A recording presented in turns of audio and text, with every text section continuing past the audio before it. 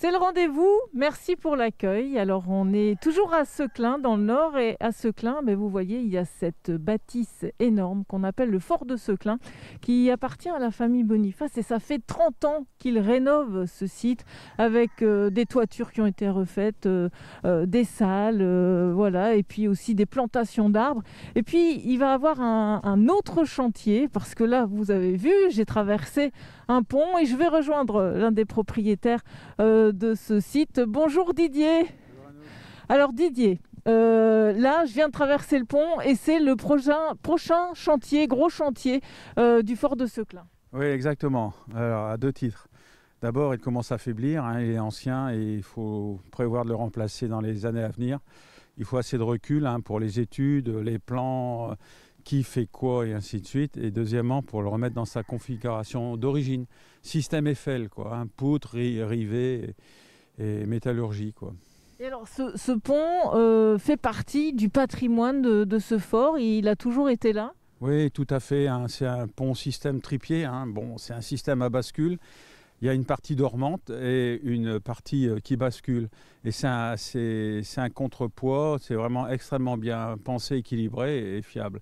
Seulement, comme il vieillissait, il a été remplacé dans les années 50 pour transporter des camions lourdement chargés en munitions.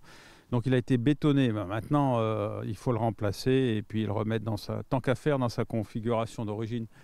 Et comme je suis métallurgiste à la base, on va se régaler en faisant un chantier, quasiment un chantier école, Et ça va durer sur quelques années. Alors, mais vous n'arrêtez pas en fait, il y a toujours quelque chose à faire dans ce site. Mais ça, vous le saviez et vous avez toujours cette passion, cette énergie. Oui, tant que la santé est là, et puis en plus les enfants reprennent, moi ça me convient. C'est une passion, c'est comme les gens qui retapent des vieux châteaux.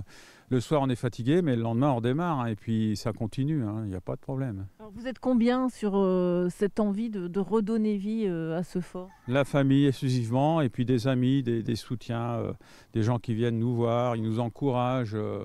Et ça y fait beaucoup, Mais essentiellement la famille, pour eux.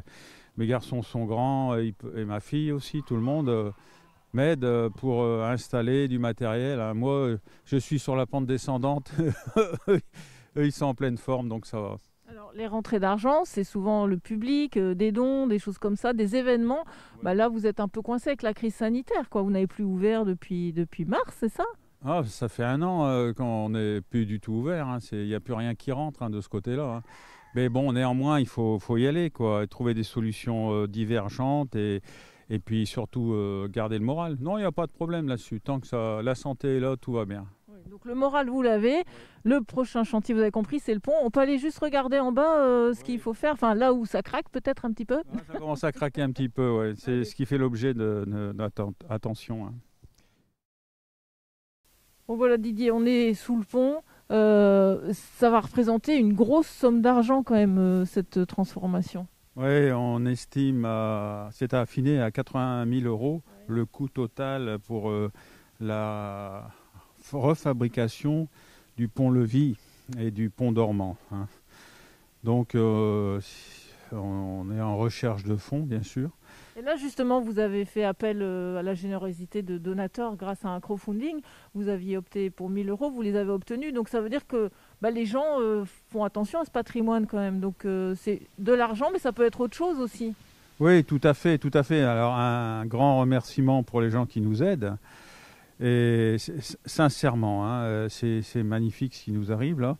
Mais bien sûr, il manque encore beaucoup d'argent pour arriver à ces 80 000 €. Mais il y a une autre solution, c'est faire un panachage, un matériau et fonds. Parce que dans notre région, il y a beaucoup d'entreprises métallurgiques, dont j'en étais. Et il y a des aciéries, il y a des sociétés de rivetage que je connais d'ailleurs. Ils font du travail d'art, ils travaillent sur les monuments historiques. Et mutualiser nos compétences pour finaliser avec la réalisation d'un pont système Eiffel, ce serait une belle image pour la région, pour le fort, et montrer que dans la région, nos entreprises sont dynamiques et compétentes. Donc Ça, l'appel est lancé, hein, Didier. Ouais. Ici, on est sous le pont, et donc si on regarde là, effectivement, on voit qu'à certains endroits, il est temps de mettre la main à la pâte quand même. Oui, oui, il faut commencer. Bon, il n'y a pas de danger immédiat, mais il faut commencer à regarder ça sérieusement parce que bon, le projet va s'étaler sur à peu près 5 ans, je pense, hein. Et on risque d'en faire aussi un chantier école en installant le futur pont Eiffel sur les terrains et ensuite démonstration et refabrication d'un système Eiffel pour le public en démonstration. Un gros, beau chantier Oui. qui va animer le site quand vous allez pouvoir réouvrir. Ça va être super quand même, ça. Ah oui, oui, oui, on va se retrouver en 1900 parce qu'on va travailler avec d'anciennes forges. Hein, on va rifter à l'ancienne, au marteau, et ça va être... on s'y retrouve, quoi. Hein, c'est vraiment la période 1900 et ça va être... je le sens bien, quoi. Ça me plaît, ça. Quand on vous entend, on a envie d'y être, hein, donc, mais il faut attendre un petit peu, hein, il faut du financement. Ouais, il faut du financement et puis des aides en matériel. Et j'en doute pas un instant qu'on nous aide pas en nous fournissant quelques tonnes d'acier et des aides pour le riftage. J'y crois. On l'entend. Bon, donc ça, c'est pour ce projet, le pont, mais vous avez aussi un musée, on va aller faire un petit tour. Ah oui, là, c'est le cœur du projet. Enfin, c'est le musée sur la Première Guerre mondiale de Napoléon III, 1920. Ça, c'est une passion qui nous lâche pas. Ouais, avec plaisir. Eh bien Didier, voilà, on est dans le musée. Alors ça, c'est une passion qui remonte à pas mal d'années, hein. Vous êtes un passionné d'artillerie. Et donc ici, on peut découvrir différentes pièces. Oui, tout à fait. 40 ans de passion et on y découvre une très belle collection de pièces d'artillerie du début du siècle, hein, après 1870 jusqu'à 1918. Et toutes ces pièces ont été acquises par vous? Ah oui. Longue quête, recherche incessante pour trouver ce matériel-là. Ouais. Qu'est-ce qui vous plaît alors dans ces choses-là? Eh ben, écoutez, d'abord, j'en reviens toujours au même problème, c'est la passion de la métallurgie, le travail des aciers. Hein. Imaginez les gens qui sont autour, les compagnons de travail qui travaillent autour de tout ça. C'est avant tout de la forge, de l'ajustage, de l'usinage, et tout ça, je ressens.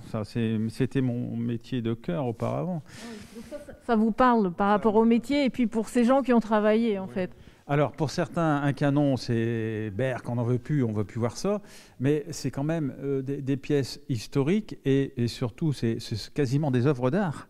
Parce que pour réaliser ça, de nos jours, ce serait quasiment impossible ou avec des sommes folles.